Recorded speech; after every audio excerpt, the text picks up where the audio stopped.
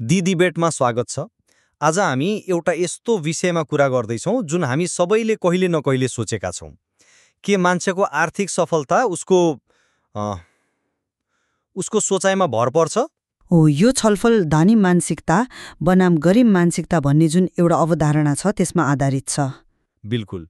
र हाम्रो केन्द्रीय प्रश्न हो के पैसा कमाउनु र आर्थिक रूपमा सफल हुनु भनेको सोच र बानीको खेल मात्र हो, वा यसरी सोच्दा हामी समाज र परिस्थितिको जुन जटिल भूमिका छ त्यसलाई नजरअन्दाज गरिरहेका छौँ।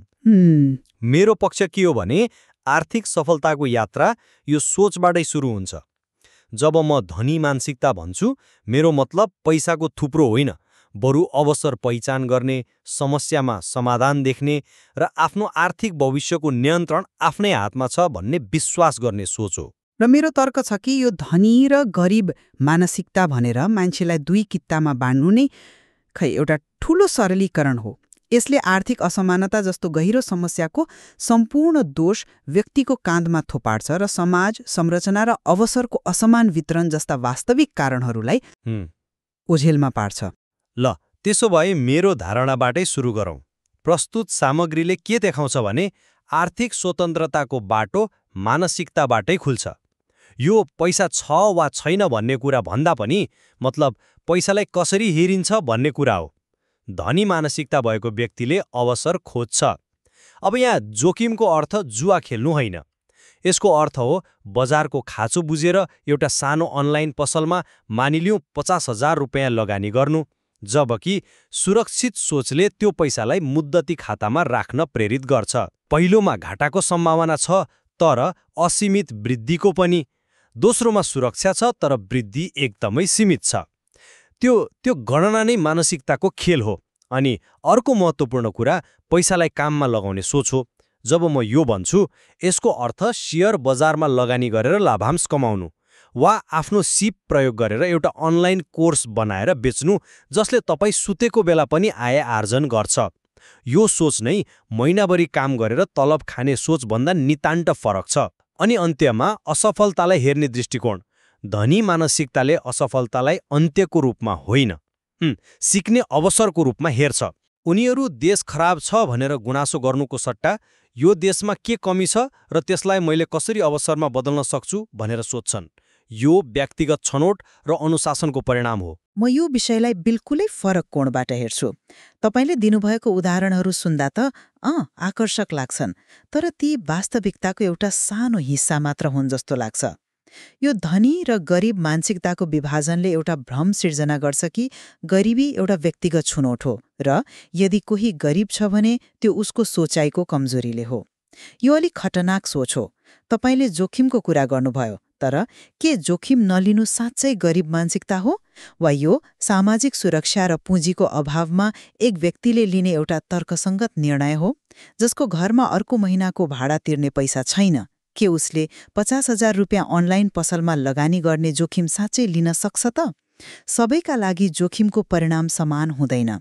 अनि तपाईले खर्चको कुरा गर्नुभयो, तर के महँगो फोन किन्नु सधैँ शो अफ मात्र हुन्छ र, वा यो सामाजिक दबाव र तत्कालको सन्तुष्टि खोज्ने मानवीय प्रवृत्तिको परिणाम हो, विशेष गरी जब 5 वर्षपछिको लगानी एउटा सपना जस्तो लाग्छ? देश खराब छ भन्नु सधैँ बहाना मात्र होइन, कहिलेकाहीँ अवसरको असमान वितरण र संरचनात्मक बाधाहरूको एक जायज आलोचना पनि हुन सक्छ। अनावश्यक रूपमा बढाएर मतलब शिक्षा, स्वास्थ्य, सामाजिक सञ्जाल र आर्थिक पृष्ठभूमिको गहिरो प्रभावलाई बेवास्ता गर्छ। तपाईले उठाएका संरचनात्मक बाधाका कुराहरूलाई म नकार्दिन, त्यो त छँदैछ। तर मेरो तर्क के हो भने त्यही एउटै बाधाजनक संरचनाभित्र पनि कोही किन सफल हुन्छ र कोही हुँदैन, यसको जवाफ मानसिकतामै लुकेको छ। अवसर र जोखिमकै कुरालाई अझ गहिरेर हेरौँ न। स्रोतले भन्छ जोखिम छैन भने अवसर पनि छैन। मैले 50,000 को लगानीको कुरा गरेँ, तर जोखिम पैसाको मात्र हुँदैन।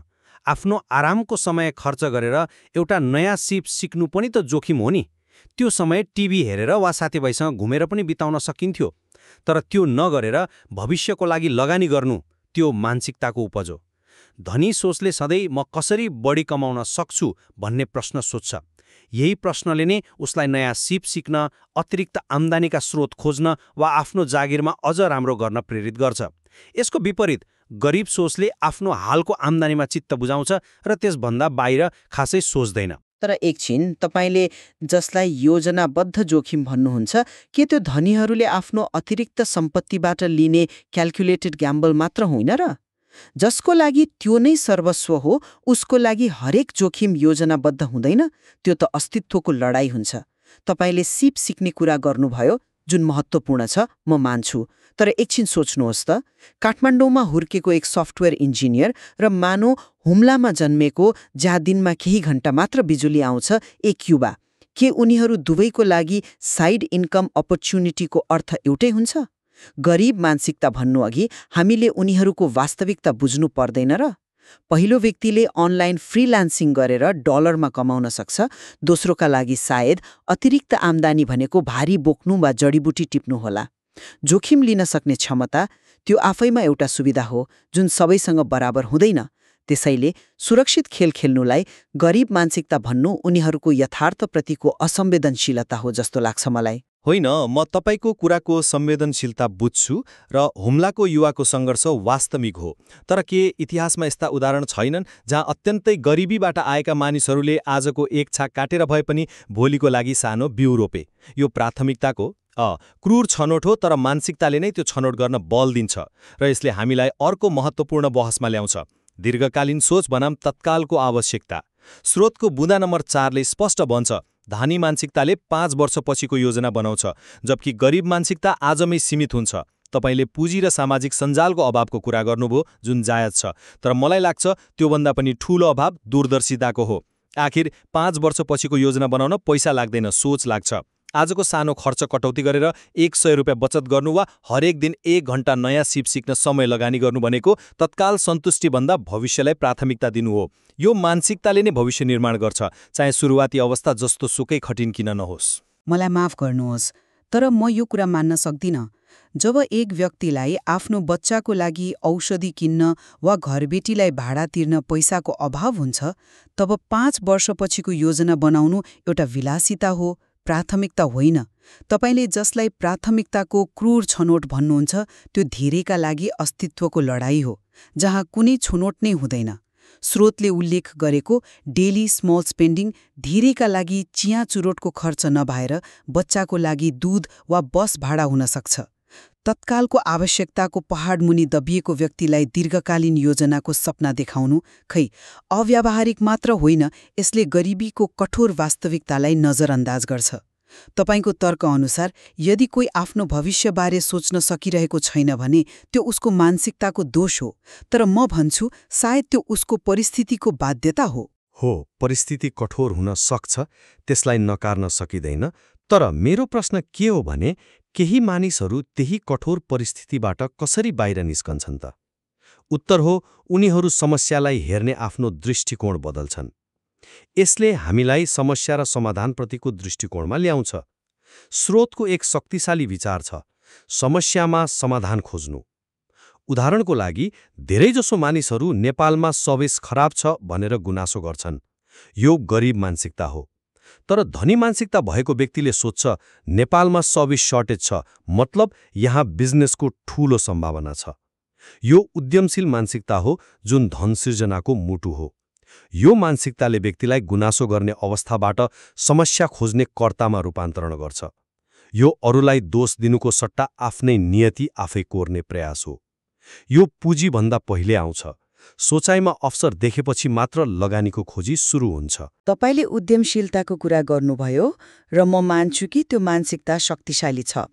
तर के हामी यो कुरामा सहमत हुन सक्छौं कि त्यो मानसिकतालाई फस्टाउनका लागि एउटा न्यूनतम आधार जस्तै आधारभूत शिक्षा, स्वास्थ्य र केही हदसम्मको आर्थिक स्थिरता चाहिन्छ, जुन प्रणालीले दिनुपर्छ?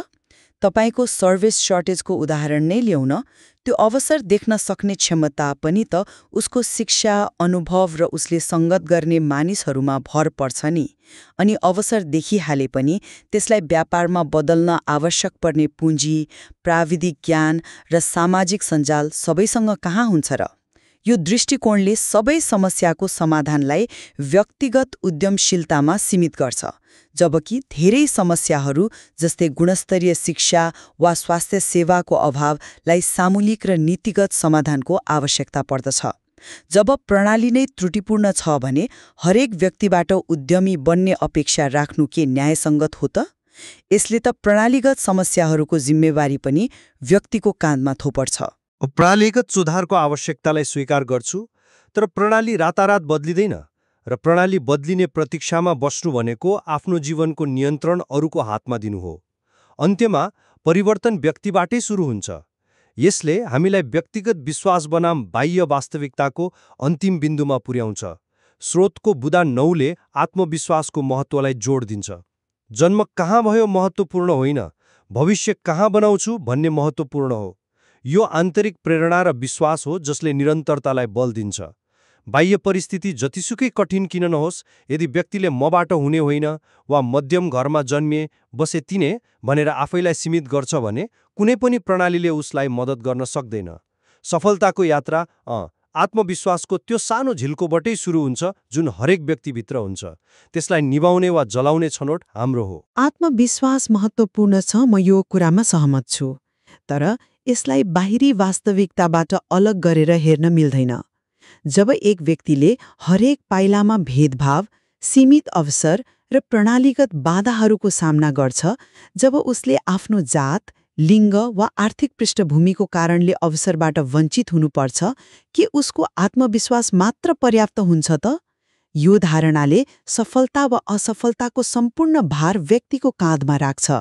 यसले प्रणालीमा सुधारको आवश्यकतालाई ओझेलमा पार्छ र भन्छ, यदि तपाईँ सफल हुनु भएन भने त्यो तपाईँको मानसिकताको कमजोरी हो, प्रणालीको होइन।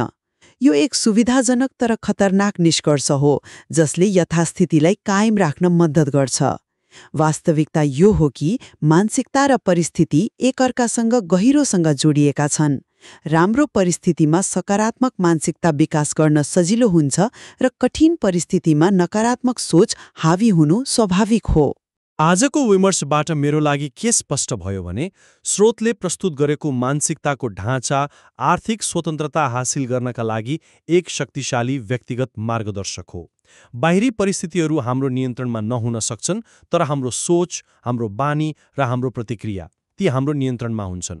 जोखिमलाई अवसरको रूपमा हेर्ने, आम्दानीलाई लगानी गर्ने, निरन्तर सिक्ने र दीर्घकालीन सोच राख्ने बानीले व्यक्तिको आर्थिक भविष्यलाई आकार दिन्छ, उसको सुरुवात जस्तोसुकै भए पनि। यो सशक्तिकरणको सन्देश हो, दोषारोपणको होइन। हाम्रो छलफलले मेरो लागि के देखायो भने मानसिकताको भूमिकालाई स्वीकार गर्दा गर्दै पनि धनी बनाम गरिब मानसिकताको यो विभाजनले आर्थिक वास्तविकताको पूर्ण चित्र दिँदैन।